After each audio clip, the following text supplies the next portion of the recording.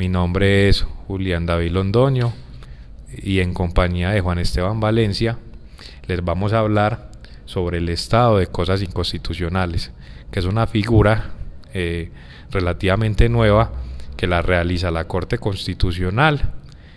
cuando verifica una violación masiva de derechos fundamentales. Bueno, a grosso modo, el estado de cosas inconstitucionales es una decisión judicial por medio de la cual la Corte Constitucional declara que se ha configurado una violación masiva, generalizada y estructural de los derechos fundamentales. Es de tal magnitud que configura una realidad contraria a los principios fundamentales de la Constitución Nacional y por lo tanto ordena al conjunto de las instituciones involucradas poner fin a tal estado de anormalidad constitucional por medio de acciones íntegras, oportunas y eficaces.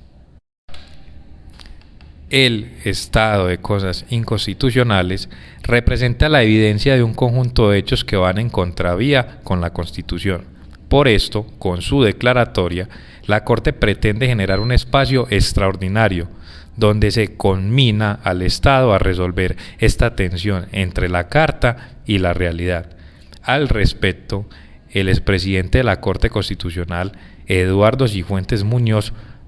manifiesta lo siguiente, abro comillas: el estado de cosas inconstitucional es la prueba del incumplimiento del Estado social de derecho y de la desvalorización de la Constitución social. Por eso, con su declaratoria, ingresamos a un estado de anormalidad, a un periodo que supone el ejercicio de mayores competencias y responsabilidades por parte del Estado y que debe ser objeto de un fuerte escrutinio social, político y jurídico. Cierro comillas. El estado de cosas inconstitucional compromete la nueva lectura del derecho constitucional a partir de ir más allá de la norma y contrastar la realidad, un ejercicio más político y transformador que simplemente jurídico, que nos recuerda Cepeda. Como decía Ciro Angarita, necesitamos aprender a leer la realidad que está en el mundo, en la cotidianidad de la gente, no en los códigos, ya que el texto legal no encierra la materialidad de las situaciones. Y si no cambia la situación de la gente en estado de indefensión, la ley y la Constitución misma podrán ser muy garantistas y muy progresistas, pero nada efectivas, se quedan en el papel. Su declaratoria nunca es inmediata. La Corte trata en principio caso por caso, espera un tiempo prudencial para analizar el desarrollo e impacto de anteriores sentencias de tutela individuales y el cumplimiento de las leyes vigentes que regulan la materia en cuestión, hasta que detecta un problema estructural. Si este persiste, a pesar de reiteradas sentencias de tutela, se dan órdenes generales más estrictas para la elaboración y ejecución de políticas públicas necesarias para solucionar el estado de cosas violatorio de la Constitución. Algunas de las principales sentencias en las que la Corte fue estructurando la figura del estado de cosas inconstitucionales son las siguientes. Primero, frente al derecho a la igualdad y la dignidad de los docentes, sentencia SU 559 de 1997, magistrado ponente Eduardo Cifuentes. Basándose en la evidencia de la violación masiva del derecho de los docentes por la acumulación de decenas de acciones de tutela interpuestas por el derecho a la igualdad de los profesores para ser afiliados al Fondo Nacional de Prestaciones Sociales del Magisterio, y a la situación similar de miles de profesores que también podrían acudir a la tutela de sus derechos. Otra sentencia, frente a los derechos de los indicados y condenados, Corte Constitucional, sentencia T 153 de 1998, magistrado ponente Eduardo Cifuentes Muñoz. Esta primera sentencia estructura frente a la situación de los presos. La Corte declaró el estado de cosas inconstitucionales respecto a la situación del sistema penitenciario en general y particularmente por las violaciones a los derechos fundamentales que se derivan del hacinamiento. Otra sentencia frente al derecho a la vida de los defensores de derechos humanos, sentencia T-590 de 1998, magistrado ponente Alejandro Martínez Caballero, con la sentencia T-590 de 1998.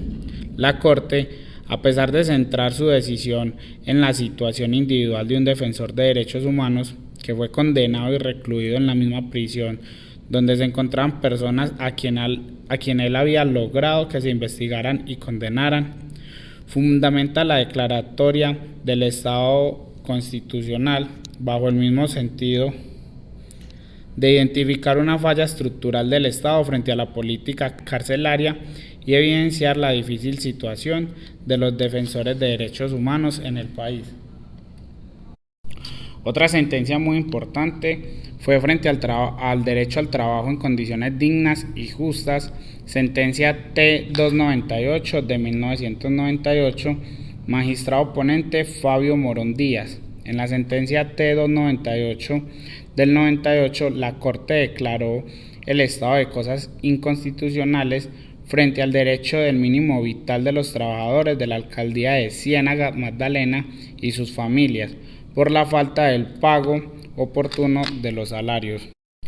Y por último, tenemos otra sentencia muy importante frente a los derechos de la población víctima del desplazamiento forzado, Corte Constitucional, sentencia T-025 del 2004, magistrado ponente Manuel José Cepeda. Ante el sujeto de especial